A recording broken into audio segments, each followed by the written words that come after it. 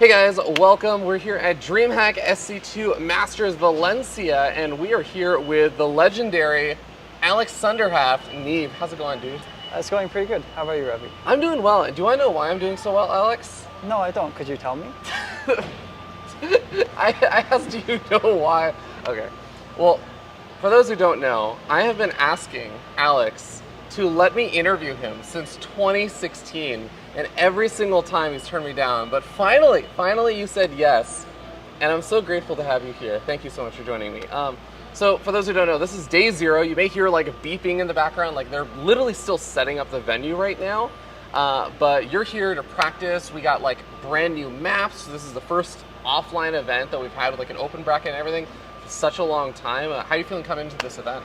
Yeah, I'm very excited for it, especially the new maps part that you brought up. It's just a whole change up, and I don't know, I feel like it's a lot of fun, and we're kind of going back to normal with the live events, having like a DreamHack player area like this, where we're just kind of at a convention. It kind of feels like the old days, but of course with a twist with the new maps and stuff, so it's very cool.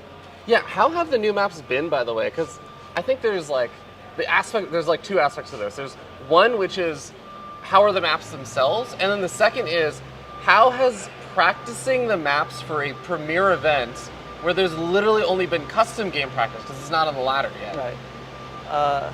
Yeah, first of all, I think the maps overall are pretty nice. They're a bit weird, but they're not too weird to make them unplayable. So I think that makes them very like fun and refreshing to play.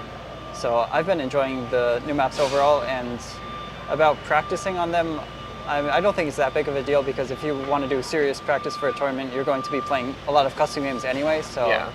For me, it wasn't that big of a deal, but I guess for some players that don't really play custom games all that often, it could be pretty bad. It could be a disadvantage for them. So, I mean, I don't mind it for myself though, personally.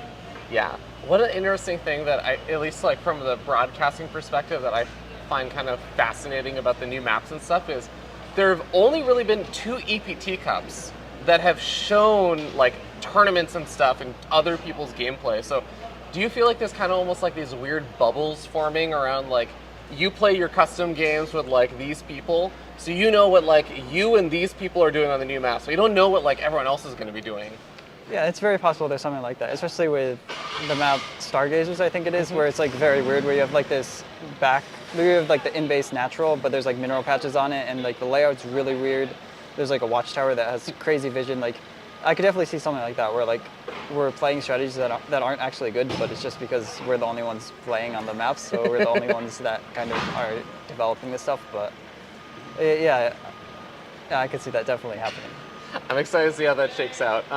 Talking a little bit more about you in particular, you've kind of had like an interesting, I'd say like past couple of years and stuff. I know that you've had like some ups and downs in terms of like your interest in like how much you're practicing Starcraft and stuff. Like you've always still been playing, you've always still been like a top competitor and everything, but it seems like lately you've especially turned it up a notch, which is really funny because for those who don't know, I'll let you say in your own words, like you did kind of make an announcement about what you want your like future for Starcraft career to go. Right, yeah.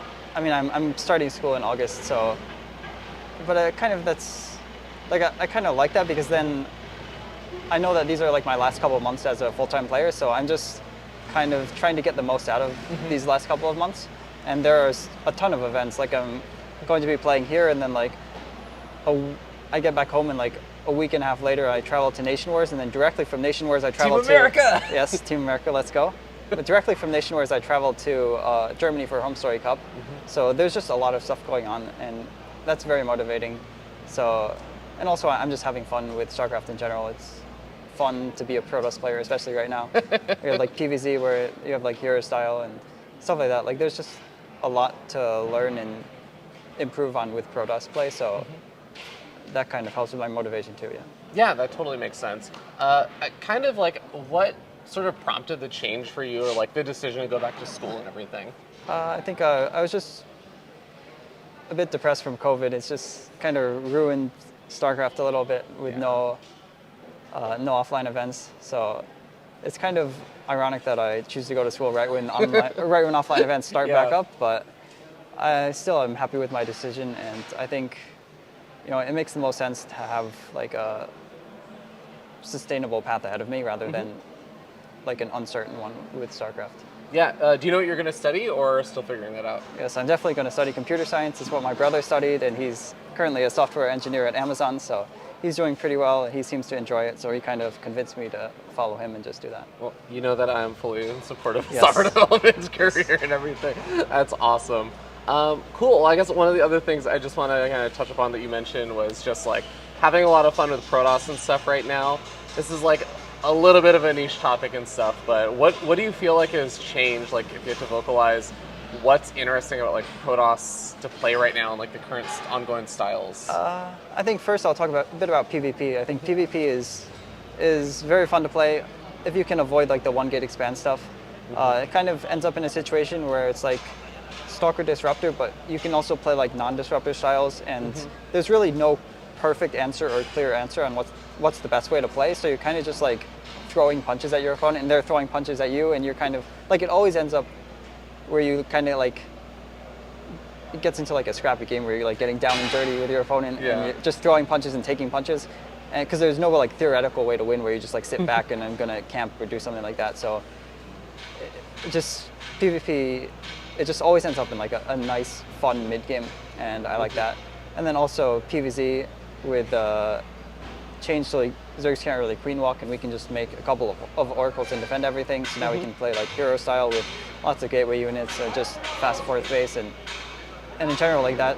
PvZ has always been like my least favorite matchup from like a standpoint of like how fun it is to play the game, because it was always like you do like a pre-Broodlord timing or something like that, and that is just kind of terrible for the game, and I think viewers hated it too. Like PvZ was always kind of a terrible matchup to play. Yeah, terrible matchup to watch. And yeah, I'm very happy with where PvZ has gone. So yeah, I think that's probably the biggest improvement, and PvT is kind of fun as always. I don't think PvT has ever been, or has ever had too many problems. The Terran is still like the aggressor. Protoss can still pose a lot of problems. It's just a fun, dynamic matchup. Yeah, that totally. I am fully on board with everything you just said. So moving into this event and stuff, what are kind of like, what are you? I think I kind of already know what your answer is going to be based on like interviews we've done in the past. After like, oh, you like are winning a match for DreamHack SC2 Masters Online or something. But like, what are your expectations coming to the event? Like, what's your kind of objective or goals? I mean, it's the first event with Koreans in a while at these like non-Katowice events. So, I mean, I'd like to just have a couple of good games against the Koreans, show the power of foreigners, that kind of thing. I think that I'd be happy with maybe like just getting out of my group and like beating like 1 or 2 good players. Yeah, that makes a lot of sense. And I guess like one thing I just really quickly want to touch upon for like something you mentioned for the future, skipping past DreamHack Valencia and everything, you're going to be like, you know, returning to school and stuff, but you're still planning to play like part-time and stuff, right? Yes. And I'm just enjoying, you're not like retiring from Starcraft right now, that's not the plan. Yeah, that's correct. I'm just going to be, my focus is going to be on school, but I'm still going to be playing Starcraft. Probably at a similar amount as I play now. I kind of just have a lot of free time right now, and I'm going to be using that free time for school instead of doing nothing. Pretty much. I like that. I'm really curious, are you kind of interested in Stormgate? Are you keeping an eye on that, or you think like don't have it in you to pick up a new game, or what? Yeah, I'm a bit hesitant about Stormgate because so many people are hyped about it, and usually when everyone's hyped about something, it never turns out to be quite as good as people expect. But I'm still hopeful. I think it'll be definitely a premier RTS game, but I think they'll probably have a lot of changes, so it won't really be like StarCraft 3 or something. You know, like it'll be like a completely different game, and I'm not sure how on board I'd be with that, because I kind of like pretty much everything about StarCraft. I think StarCraft is like almost the perfect competitive game. Yeah. So, yeah, I think if they change a lot of stuff, which it seems like they kind of want to with Stormgate, and go in a new direction with that, I'm not sure how much I would like that. So I'm not really holding out my hope for that. But yeah, I hope it will be a good game. That's entirely, I can definitely get behind that sentiment and everything. Well, cool. I do want to be mindful of your time because, you know, you are actually supposed to be practicing right now and stuff. But since you've never done one of these interviews with me before, the way that I always end these is I ask everyone to do a shout out, like do your shout outs, and then you either have to do a call out or you have to say an interesting fact or like a random fact that like 95% of people don't know about you. So it's either you call someone out or you have to tell everyone like a fact that most people don't know about you. You can do your shoutouts first. Okay, I'll do my shoutouts. I don't know about the second part. I like to give a shout out to Onside Gaming, my new team. I'm excited to represent them in my first offline event ever. Give a shout out to, I don't know, I guess the fans, all the people that come here in person and support me and support Starcraft in general, all the people that watch online at home, and just everyone that makes these events happen so that we can keep playing competitively. Yeah, nice. Okay, now who do you want to call out? Or do you want to give just a random fact about yourself? I would like to do neither. Neither? Yes. Okay. But if you had to pick one. I don't want to call anyone out. Oh, you're too sweet. Okay. Well, guys, we tried, but couldn't get it. Regardless, it is such a pleasure to have had you here, Neeb. Thank you so much for joining me for the first interview I finally got to do with you. Hopefully one of many more. And yeah, we'll see you guys next time. Cheers. Special thank you to Eric the Man 10 for supporting me on Ko-Fi.